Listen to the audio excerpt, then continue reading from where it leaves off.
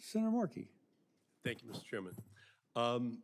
It's my great honor to serve on this committee as the voice of the people of Massachusetts on these great issues of our time.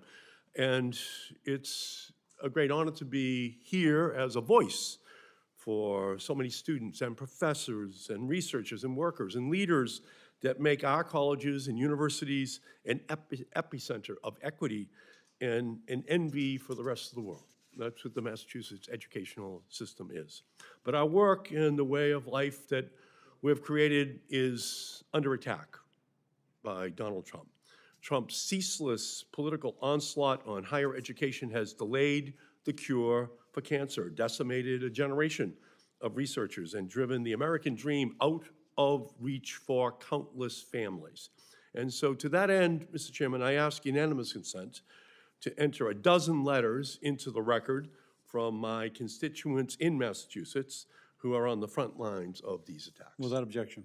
Thank you, Mr. Chairman. And I'd like to just share a couple of the messages from those leaders from Massachusetts. I have a letter from a PhD student who said, I live with congenital muscular dystrophy, but that has not stopped me from pursuing my goal of curing my disease through research and education. However, these opportunities are becoming harder for me and my peers to achieve due to the newly uncertain environment. With the changes to NIH funding and grant disbursement, my lab has had to cut back on taking new students, and this is not only an inconvenience, but also backs up the promising research. I implore you to support stability, funding, and the environment we need to do the long-term research to benefit Americans like me. And I'll just read one other quick letter, Mr. Chairman, and that's a first-generation master's degree student from Amherst, Massachusetts, and they shared this. The financial support I receive through university funding programs and grants is vital for my ability to continue my studies and research in the critical field of infectious disease. Without this funding, I face the immediate risk of losing my livelihood. This situation places me with undue burdens, and students like me who already face financial challenges as first-generation learners are the ones who are put at risk. And I have several other letters, Mr. Chairman, and I thank you for the unanimous consent motion to be able to insert them all in the record, but I just think it's just so important that we hear the voices of those who are being so negatively impacted by the policies of the Trump administration. And with that, Mr. Chairman, I yield back. Just in the nick of time, Hickenlooper shows up, you know what I'm saying? And breaks our string of Irish guys, you know, Kane, Sullivan, Cassidy, and Markey. Senator Hickenlooper. Thank you, Mr. Chair, and thanks all of you for your work on this. These are issues that I, as a former mayor and a former governor, have spent a lot of time working on, debating, negotiating, and trying to figure out how do we get to that system where more kids have a better future. They have the education that they need and want, and it will be useful to them, and they do so at the lowest possible cost in ways that they can, that allow them to graduate, work, pay off the debt, and have their fair shot at the American dream. Mr. Drager, let me start with you, and it's been discussed a bunch already. The College Transparency Act, which I'm one of the numerous supporters, is going to help provide a lot of this critical information, and not just to students, but to families. In your testimony, you talked the key wasn't just transparent information, but transparent information that's personal to what students experience, how they live, and what's relevant to them. You mentioned a few options of how to utilize net price calculators more widely.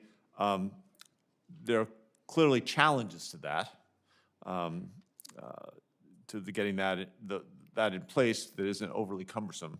What do you think is the best pathway to get more of this information to students when it's most valuable? There are a couple different pathways that we could pursue, certainly one at the federal level. There are also conversations that we've been having with states about using some of their data sets in partnership with institutions. The goal is the same, though, whether it's through the College Transparency Act or whether it's through state unit record data, and it's to deliver what students and families have told us they want through our focus groups, which is they think about affordability as a two-part equation, upfront costs, but return on investment value. And in both situations, we want to deliver to them what the odds are of them completing their program, what the student debt would be, and the return on investment. And the way we do that is with better data and then delivering them those results. Right. I couldn't agree more. Ms. O'Donnell, first I just want to throw out was the Detroit Promise, is that based on the Kalamazoo Promise? Is that similar? Yes, it's similar to the Kalamazoo Promise. Because it's funny, we started something called the Denver Scholarship Foundation, almost in lockstep with the Kalamazoo Promise. So I love to see the permutations. We actually finally got a sales tax passed, so now we can go into literally every third grade, fourth grade, fifth grade classroom and tell the kids in Denver public schools, if you work hard enough, money will not be the reason you don't go to college. We guarantee you, if you work hard enough and you're accepted to a college and you can keep your grades up, we will make sure you don't have debt coming out of college. And that's, for a long time, we still had debt. We limited the debt dramatically. And now I think we're at that point where we're able to eliminate debt. I want to talk a little bit about TRIO.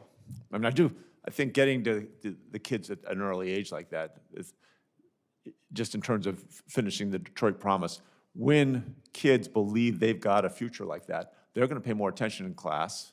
You're going to have a less unruly class. And if you spent when I ran for mayor, I said if I got elected, I'd visit every school in my first 4 years. So I spent 4 years going to a different public school every week.